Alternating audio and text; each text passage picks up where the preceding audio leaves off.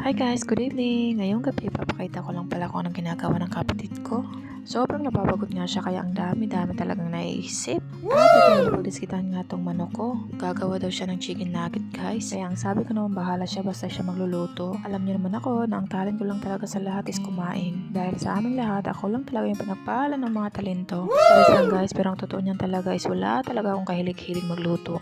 Pakainin nyo na lang ako ng kahit na ano basta wag nyo lang akong palutuin talaga. O di kaya palinisin nyo na lang ako ng buong bahay, mas okay pa ako dyan kaysa sa magluto. Pero nagluluto naman ako guys, pero experiment lang talaga most of the time. Kaya mga niluluto ko is mga basic lang. Hindi ako nakakaluto guys na yung mga mahihirap. Pero siguro kung mag-i-interest naman ako, matututo naman. Siguro nga lang gawa ng siguro natatamad lang din ako. At saka hindi talaga wala talaga sa akin yung pagluluto. Pero kahit nung bata pa ako guys, mas pinipili ko talaga maglinis kaysa sa magluluto. Tapos yung nag-gardening ako, yun, doon ako mahilig. Mas masaya ako doon sa nagtatanim ako ng mga halaman, naglilinis sa bakuran namin, sa bahay, yun. At dati-dati nagagawa ko yun, pero ngayon kasi hindi na masyado gawa nga ng siguro iba na yung pananaw ko din sa buhay. Mas pinapriority ko na kasi ngayon yung paghahanap buhay. Pero hindi pa naman nawawala sa akin yung mga gusto ko magtanim, maglinis or ganito or whatsoever dyan. Nga lang kasi ang nangyayari is kadalasan tanghali na ako nagigising kaya yun siguro. At ito nga pala guys habang gumagawa ng nuggets tong tita niya, yung anak ko naman panay sayaw ng sayaw. May music kasi dyan yung tita niya kaya yun siguro nagandahan siya kaya yun sayaw siya ng sayaw. Kaya yung tita naman niya is panay tawa.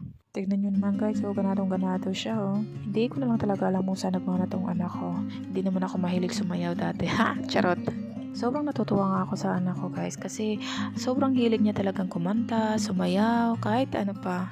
At araw-araw guys, may lagi siyang the moves. At ito ba guys, natutuwa ako sa kanya kasi hindi siya nahihiya in fairness talaga. Or iwan ko lang kasi nga syempre bata pa or baka syempre wala pa siya sa isip niya. Ganoon naman kadalasan yung mga bata.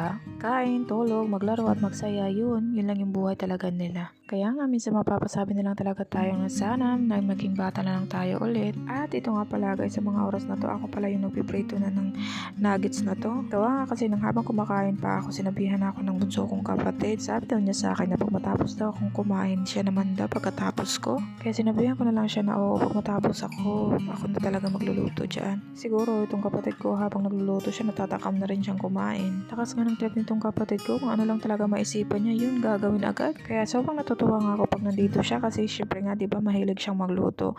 Kaya syempre kung ano yung mga niluluto niya, nakakasabay kaming kumain. At pag wala naman siya dito, madalas kami nagpapaluto lang, parang ganun. Nabibisi din kasi kami guys, kaya madalas talaga na nagpapaluto na lang din kami. At ito nga si ate ko, sobrang saya niya, ang sarap daw. Samantalang ako nauumay sa ginawa ng kapatid kong sauce. Kaya siya, sige na, hanggang dito na lang. Bye, good night!